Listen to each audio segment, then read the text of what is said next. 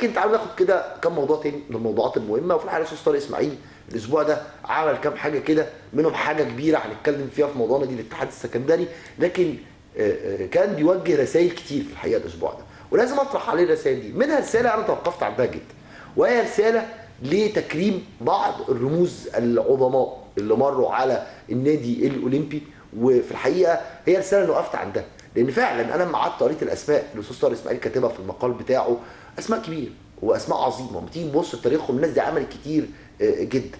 وكان في رساله لاسم كبير في الحقيقه وجه بيه الاستاذ طارق اسماعيل ان ضروره تكريمه، واحنا ازاي ما بناخدش بالنا الناس دي قدمت ايه النادي الاولمبي، النادي الكبير العظيم العريق. منها اللي هو اسماعيل اليمني، اللي في الحقيقه انا اما قعدت كده راجعت التاريخ قلت ايه ده طبعا يعني الراجل ده عامل شغل كبير جدا للنادي الاولمبي، واسم من الاسماء العظيمه اللي مرت على تاريخ النادي الاولمبي.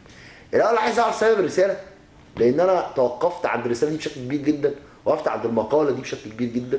وكان في ناس كتير كمان علقت لك على المقاله دي، والناس كتير جدا في اسكندريه وفي الوسط الرياضي خدوا الرساله دي بشيء من الترحاب كبير جدا.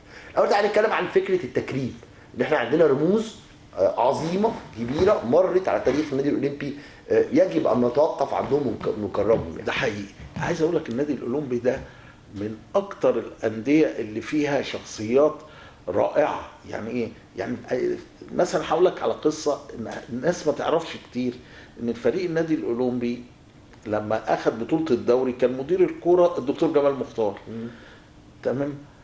مثلا تشوف بقى انت الدكتور جمال مختار النادي الاولمبي العميد يعني الاولمبي لما خد الدوري كان اللي ماسك الاولمبي الدكتور جمال مختار، مدير الكوره اللي كان ماسك اداره منظومه الكوره الدكتور جمال مختار. ايوه، ودي معلومه سقطت كده سوا في التاريخ. تمام. يعني شوف قد ايه بقى انت ايه. لا ولو اقول لك اسامي بقى وقتها الناس كتير ما تعرفش الاسامي اللي كانت موجوده وهي عمالقه. تمام. انما تشوف بقى انت العميد الجويني والكابتن محمود بكر، والنهارده انا مش عايز اذكر بقى اسامي بقى ايه، ومرورا بكل اللي مسكوا النادي. يعني مش عايز انسى بس ايه حد، لكن كلها شخصيات.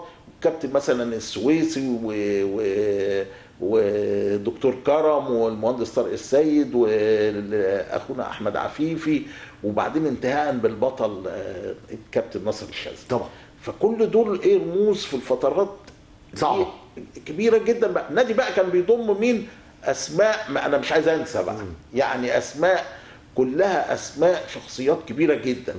طب انا لما يبقى عندي شخصية محترمة كبيرة جدا زي اللواء اليمني بتاريخ حافل، وكان رئيس النادي، وكان نائب رئيس اتحاد الكورة، وكان حكم قدير، وكل ما يخطر على بالك في مجال الكورة، وعمل حاجات كتير جدا لصالح الرياضة وموجود هو ربنا يا رب يديله الصحة وطولة العمر. أنا ما بكرموش ليه؟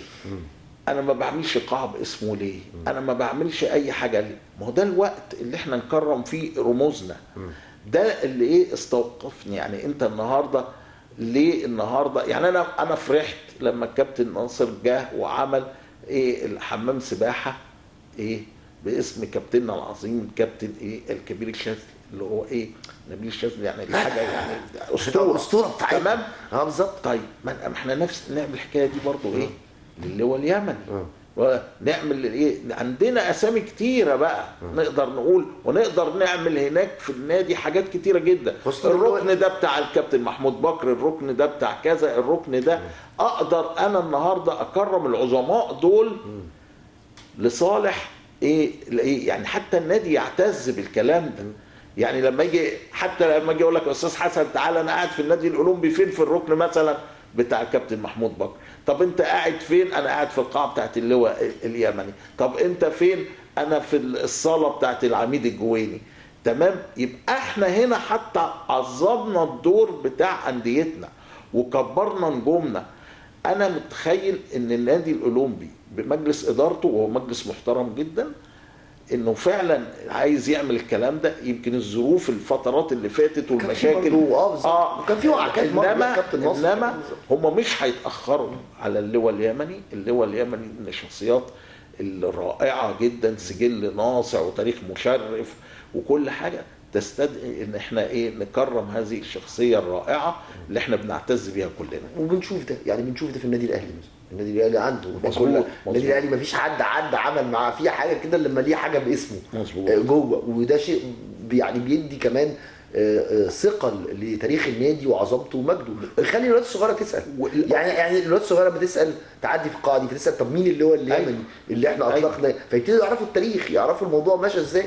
احنا لما اول ما نروح للنادي اللي هم كنا يقول لك طب دي صاله الفريق سليمان عزت، طب مين فريق سليمان عزت بالظبط كده، تمام، ده حاجه كويسه. فالناس تبتدي تحكي لك، تدور العميد الجويني كذا، طب الركن ده احنا اللي قلنا عليه بتاع مثلا محمود، طب الكابتن محمود ده فلان ده الملعب ده. الناس ما تعرفش كتير جدا التاريخ الرائع للكابتن فاروق السيد مثلا، لانه كان من اعظم لعيبه مصر في الفتره دي. تمام. وانا نفسي والله نجيبه مره هنا حلقه، لانه تاريخ رائع. ومحتاجين نسمعه، محتاجين نسمع كابتن فاروق بالظبط، محتاجين نسمع الاولمبي عظيم وطلع اسماء كبيره جدا جدا. والنهارده وبرده من هنا اللي احنا بنتمنى الشفاء ان شاء الله للكابتن ناصر الشاذلي، امين يا رب. الشخصيه الجميله الحبوب جدا وسليل العائله الاسطوريه جدا، يعني جداً. العيله دي كلها عيله قدمت لمصر كتير قوي. وانا متاكد ان هو لو كان يعني موجود وبيمارس كان مش هيتاخر فورا على تكريم اللواء اليمني. طيب